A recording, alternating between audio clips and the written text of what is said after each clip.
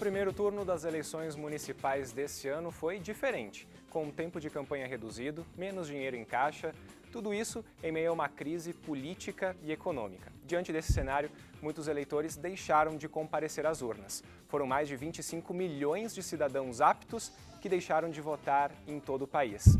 A relação desse número e outros com o momento político atual a gente confere a partir de agora aqui no Rede Cabeças. Segundo dados oficiais do Tribunal Superior Eleitoral, a taxa de abstenção em eleições no Brasil é crescente desde 2008, quando 14,6% dos eleitores não compareceram à votação. No pleito deste ano, o índice chegou a 17,6%.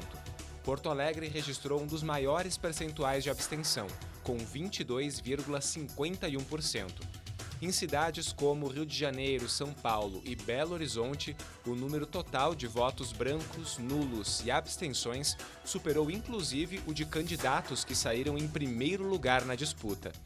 Já os votos válidos desenharam um novo cenário partidário no país. O PSDB obteve o maior número de votos em todo o Brasil. A sigla conquistou 17,6 milhões de eleitores e cresceu 25% em relação ao pleito anterior.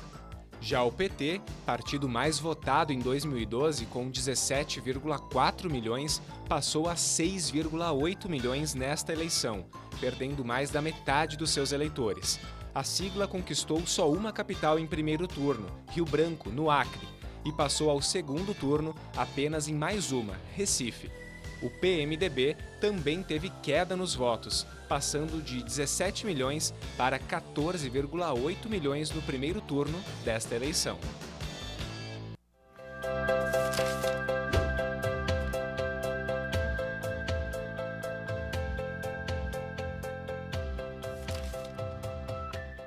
Muito bem, e para nos ajudar a analisar esses números e também tirar algumas dúvidas após então esse primeiro turno das eleições desse ano, nós recebemos hoje aqui no estúdio Charles Tonet, que é jornalista e também pesquisador.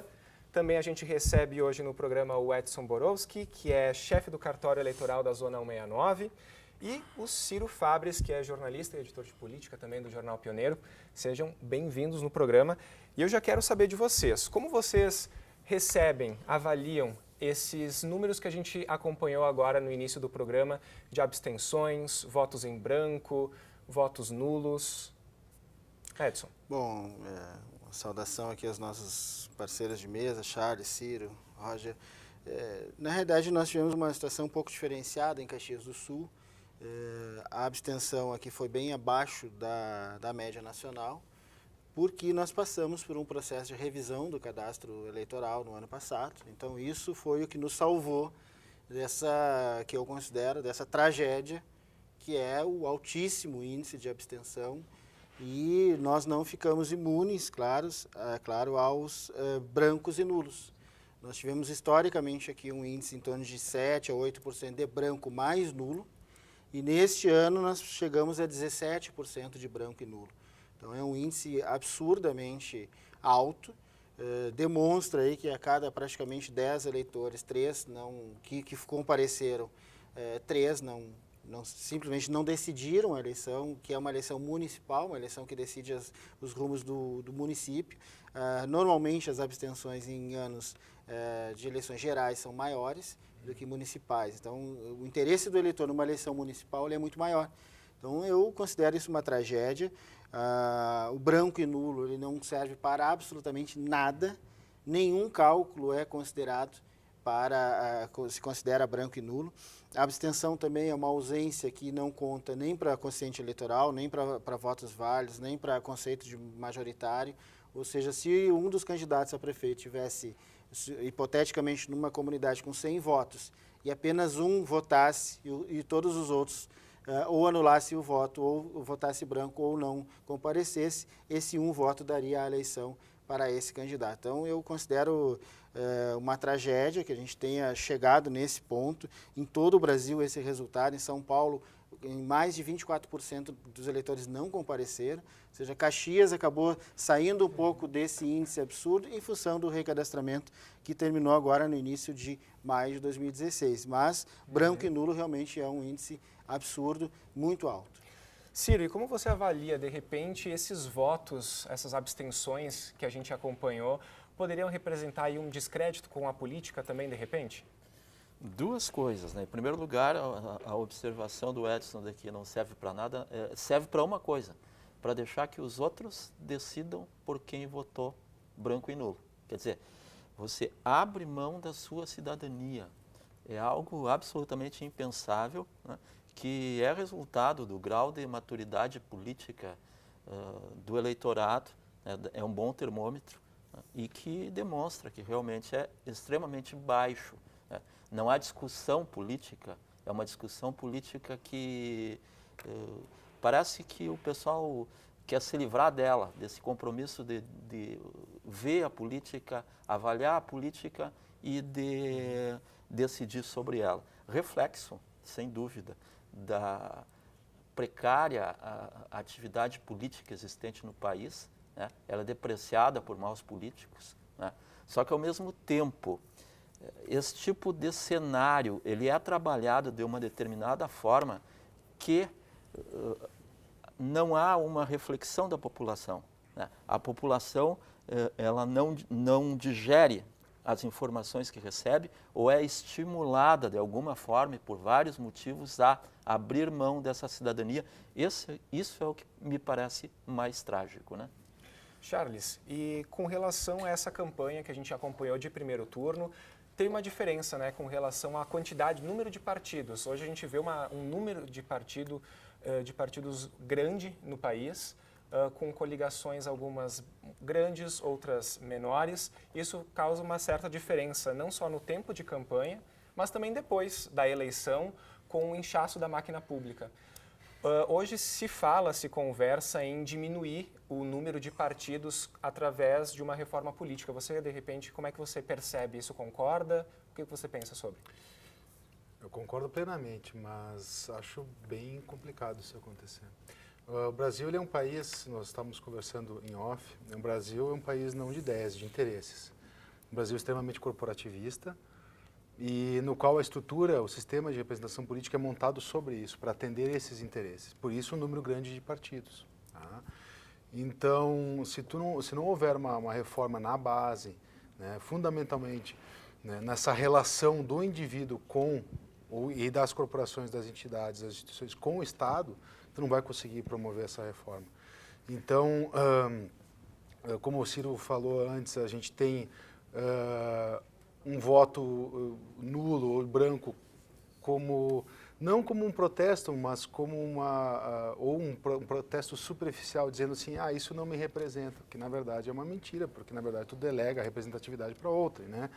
E que na verdade esse desinteresse acaba reforçando o status quo existente, tu só mantém o sistema que está vigente. A diminuição e aí tu vê a questão do presidencialismo de coalizão que vem desde 1988, até desde antes, mas reforçado pela Constituição de 88, ele faz com que é um mecanismo perfeito, né? Tu tem uma série de interesses conjugados, cada área da sociedade abre um partido, né? Constitui um partido para ter acesso ao fundo partidário, para ter acesso a ter poder político e poder ingerir no Estado para que defenda os seus próprios interesses. E por isso o loteamento de cargos e de partidos, né? E as famosas coalizões, né? Que sustentam isso. Eu acho muito difícil isso mudar a curto prazo.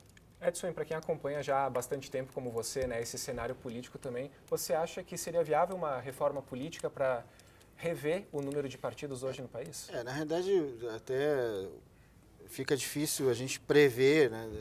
Não há possibilidade política hoje de uma reforma mais profunda com o atual Congresso, né? Vamos combinar que a atual legislatura ela tem muita dificuldade, né? Isso não é eu que estou falando, mas todos os analistas políticos já têm isso como claro. Agora, eu tenho uma visão um pouquinho divergente dessa conjugação que se coloca aqui.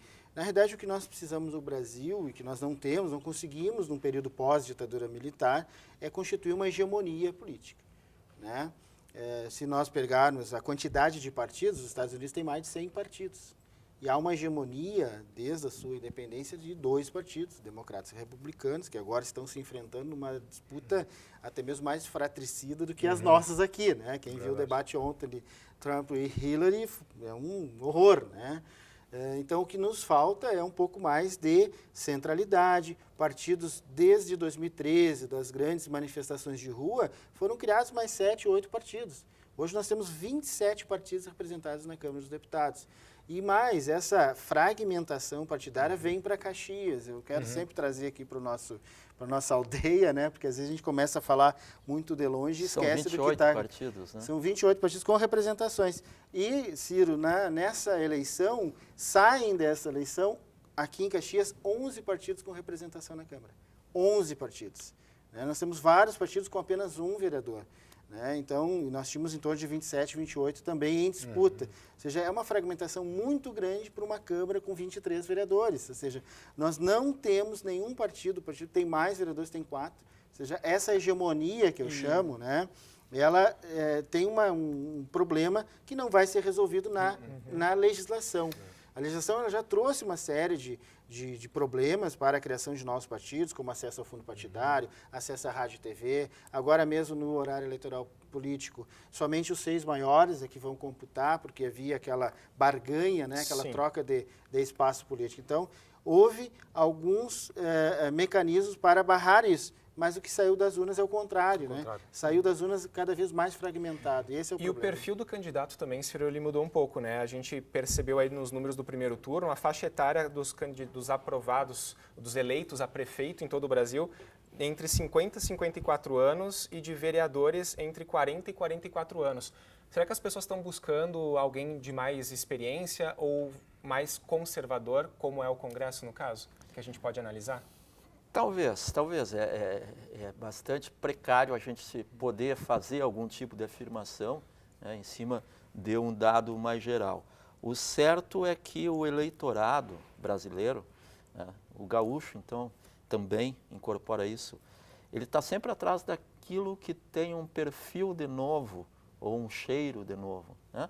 Vamos ver nas eleições estaduais aí, o que foram as vitórias de Germano Rigoto e Ieda Crucius e depois José Ivo Sartori, né, que partiram lá de trás nas pesquisas eleitorais e eles, em algum momento, eles conseguiram capitalizar esse perfil, né? Então, esse continua sendo uma preocupação do eleitorado, só que, evidentemente, torpedeada nesse momento. Torpedeada por todo esse cenário, né, que é prejudicado, em primeiro lugar, pelos políticos, mas que precisa ser colocado de uma melhor forma a reflexão, né, sobre a importância da atividade política. A atividade política, ela está na lona nesse momento. E ao invés da gente dizer, puxa vida, é isso mesmo, os políticos realmente não prestam, a gente precisa colocar em discussão que nem todos os políticos são iguais. Né? A questão do branco, do nulo, da abstenção, é o descrédito que considera todo mundo igual, quando não é. Absolutamente não é. Cada um tem a sua maneira de visualizar a cidade, o mundo, a realidade, as formas de solução. Então, puxa vida, o eleitor ele tem o compromisso mínimo de refletir e fazer uma escolha. Ok, vou segurar um pouquinho então esse bate-papo aqui, porque a gente vai para um brevíssimo intervalo. Lembrando que a gente aguardou até o momento a professora Ramone Mincato, professora de Sociologia aqui da Universidade de Caxias do Sul, que não pôde estar presente por motivos pessoais. Agora a gente vai para o intervalo e na volta a gente discute mais então sobre esse pós-primeiro turno. Não sai daí.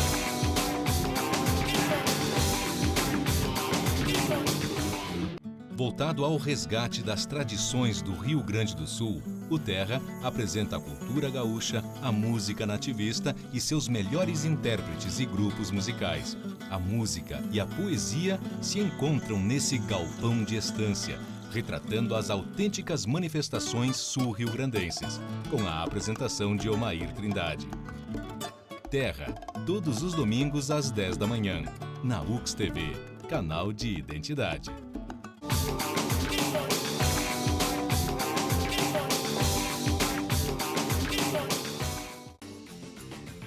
Estamos de volta com o Rede Cabeças aqui pela UX TV, emissora parceira do Futura e também um canal de identidade. Hoje, falando sobre os resultados das urnas aí no primeiro turno das eleições municipais desse ano e tirando as principais dúvidas. Lembrando que a propaganda eleitoral para o segundo turno inicia nessa terça-feira. Edson, o que é esperado aí desse segundo turno, então? Algo semelhante ao primeiro, um pouco diferente com relação à participação das pessoas? No primeiro turno, nós tivemos uma eleição bem mais curta, né, pela metade em relação às eleições anteriores, o que diminuiu também bastante a judicialização dessas ações, dessa eleição. No segundo turno, uma eleição bem curta, né, nós teremos 18 programas eleitorais, começando amanhã, dia 11 de outubro, vai até o dia 28, até a sexta-feira anterior à eleição. Agora é um perfil diferente essa campanha, né? É candidato contra candidato, e quem conseguir no programa eleitoral, ele vai ter um peso, acho, na minha avaliação, maior do que no primeiro turno. Tanto é que é uma campanha diferente, né? Não é aquela campanha de massa, não é aquela campanha de rua. A TV e o rádio têm um peso maior no segundo turno, né? E só também, voltando um pouco, no segundo turno, quem tiver mais votos, ganha. Não tem nenhuma outra forma de cálculo, né? No primeiro turno, importante até que os nossos assistentes tenham clareza, quando a gente fala em abstenção, branco e nulo não serve para nada, a gente está falando do ponto de vista matemático, do ponto de vista de cálculos, né, eleitorais. Então, no caso de uma eleição majoritária, prefeito, governador ou presidente, quem tiver mais votos, e aí os votos válidos que nós consideramos, então, retirando todos aqueles dados de abstenção, aqueles eleitores que deixaram de comparecer, e todos os brancos e nulos. Este é o nosso parâmetro para definir a eleição majoritária. Quem tiver 50% dos votos mais um, no caso de Caxias do Sul, estaria eleito no primeiro turno. Né? Edson, se comenta pelas ruas aí, muita gente dizendo assim, se eu voto, se 50% da população ou 51% da população vota nulo, anula a eleição. Isso acontece? Não, isso não acontece, é um mito, né? Infelizmente, lá no cartório eleitoral, a gente recebe advogados, inclusive, questionando sobre isso.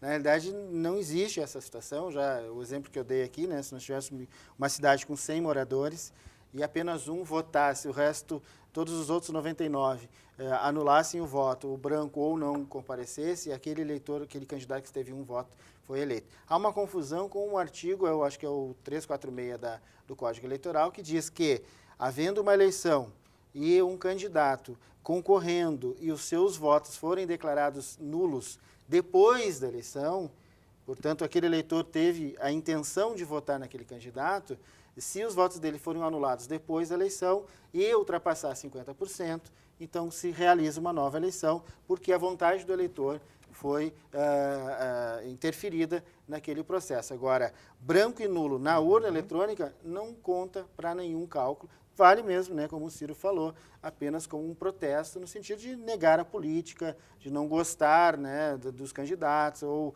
eu não me sentir representado nessa política, o que também E falando não em não ajuda. se sentir representado aí, né, a gente tem um coeficiente aqui de 87% de homens e 13% de mulheres eleitas nesse primeiro turno. É uma diferença grande, né, Ciro? Aqui em Caxias do Sul conseguimos a duras penas avançar, né? Nós tivemos uma representação lamentável, uma representação feminina eleita na eleição de 2012, apenas a vereadora Denise Pessoa. Agora nós conseguimos avançar para 3, agora para uma cidade de 470 mil habitantes, moradores, né? e 293 mil eleitores. Quer dizer, puxa vida, uma sinalização, né, de que ainda estamos num estágio bem anterior àquilo que gostaríamos, pois a representação feminina ela precisa avançar muito, né? Isso parte, nós estávamos comentando aqui, desde o Ministério do presidente Temer, que não incorporou nenhuma mulher no primeiro momento, depois precisou improvisar ali para dizer que há hoje uma mulher em sua equipe no primeiro escalão, né? Mas também é reflexo. Nós temos um longo caminho a percorrer em relação a essa questão. Estamos lá no início, a mulher precisa também buscar esse espaço de uma forma bem mais efetiva, né? E a sociedade se abrir a essa discussão. Charles, você também que pesquisa, você que trabalha próximo também, é diferente assim também o número de mulheres que buscam a política como alternativa? Sem dúvida. A mulher, ela não... historicamente, ela tem lutado, né, pela conquista do espaço social, mas, invariavelmente, a gente não tem uma maturidade nesse momento da mulher querer galgar o seu espaço na política. Conquistou os seus direitos civis, ela está conquistando o mercado de trabalho, mas aí o exercício, né, no público ainda não chegou na pauta da mulher, né? Ela tem bastante refratária, né, em relação à política, né? Às vezes isso pode ser interpretado como uma coisa positiva, no sentido de que ela realmente não compactua com o que acontece na política. O homem já gosta mais da competição e do jogo, isso culturalmente falando, não que isso seja próprio de cada gênero, né, obviamente. Mas eu acho que é uma questão que a mulher vai ter que...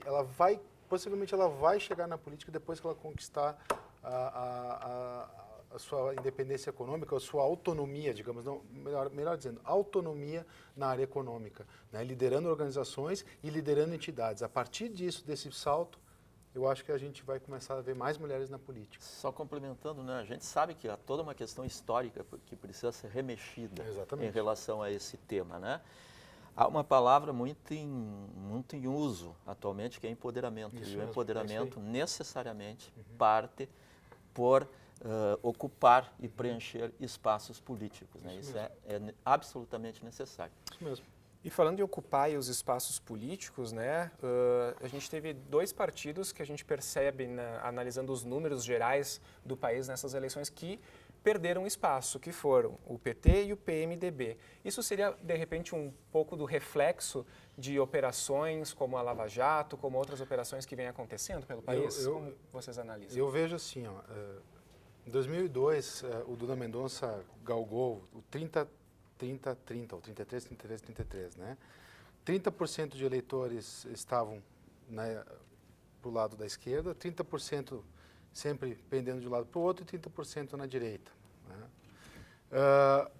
O movimento feito pelo PT em todo aquele momento, e até chegar em 2002, foi trazer os 30% do meio para buscar uma hegemonia política que foi conquistada. Índices de 60% do Lula. Está ali, é numérico. O que aconteceu? Eu acho que não houve uma grande mudança não na composição política. A esquerda não está derrotada, ela só migrou, tá? Para 2 caminhos. Primeiro, aqueles indecisos. Pode ver, o PSDB subiu 25%, o PT caiu de terceiro para 10º, 50%. Aqueles indecisos foram para o PSDB e migraram para outros partidos da esquerda. Inclusive partidos pequenos que cresceram também sim, nesse PSB está o dobro do PT hoje em dia, né? E, claro, houve alguma perda dentro do próprio PT por causa da Lava Jato, mas eu acredito, né, me corrija se eu estiver errado, se não fosse o populismo fiscal e a má gestão do governo Dilma especificamente, nós não teríamos impeachment, não teríamos esse resultado. Eu acho que a Lava Jato ainda não seria suficiente para derrubar o PT. E eu vejo essa migração, simplesmente um retorno e um rearranjo e sem tanta mudança assim no cenário. Entre os partidos. Esses dados, acho que é importante também trazer aqui para a mesa, esses dados não são... Qualquer estatística mais séria derruba esses dados. Por exemplo, se tu pegar o PSDB e PT em São Paulo, na realidade o Dória teve 5 milhões de votos e o Haddad teve 1 milhão de votos. São 4 milhões de votos de diferença. Se nós pegarmos 2012, é o contrário. Então, na verdade, São Paulo tem um impacto muito. Esse tipo de estatística, com o número de votos, é uma estatística que não serve para nada. É uma análise furada, uma análise muito superficial, muito pequena. Se você pegar hoje o resultado do PT pós-governos federais, ele é maior, ele tem mais prefeituras hoje do que tinha em 2002. Né? Quando o Lula assumiu, o PT tinha 160 prefeituras, né? E agora ele caiu de 600 para 200, perdeu 2/3 das suas prefeituras. Então, o número de votos nunca foi um índice muito confiável, não é um índice bom de análise, né? Principalmente porque São Paulo, para vocês terem uma ideia, só a capital de São Paulo tem mais eleitores que todo o Rio Grande do Sul. Então, isso impacta muito em estatísticas desse tipo, né? O que eu acho que a gente precisa mesmo, né? Essa análise é óbvio que o PT, eu concordo com o Charles, eu acho que muito mais derrotou o PT a questão da política econômica, claro, né? Porque nós já vivemos outros ciclos no Brasil que tinha corrupção, o próprio mensalão não colou no Lula. Por quê? Porque nós tínhamos um ciclo econômico muito bom, muito profundo, Bom de inclusive commodities. Caxias, bom de commodities. Caxias cresceu concordo, muito sim. nessa esteira. Né? Então, há três aspectos, infelizmente, a corrupção não cola, né? Às vezes. Né? O PT governa. Né? Por ser governo, evidentemente que ele é vidraça. Né? Esteve muito mais na posição de vidraça e acabou sofrendo bastante as consequências disso. A motivação, necessariamente, nós temos a dança dos números, a dança dos eleitores que flutuam daqui para lá, de lá para cá. O próprio candidato a prefeito aqui em Caxias do Sul, Pepe Vargas, fez 25% dos votos válidos.